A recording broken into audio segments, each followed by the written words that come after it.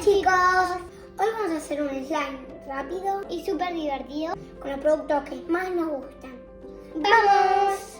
Yo voy a usar este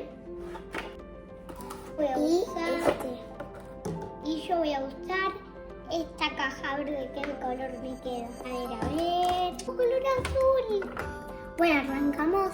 Se hace así para que salga. Ay, no, miren. A ver, niño, qué lindo color. También le pueden poner brillitos. Yo le voy a poner este y yo este. Ahora vamos a poner un poco de este líquido. En realidad ya tengo.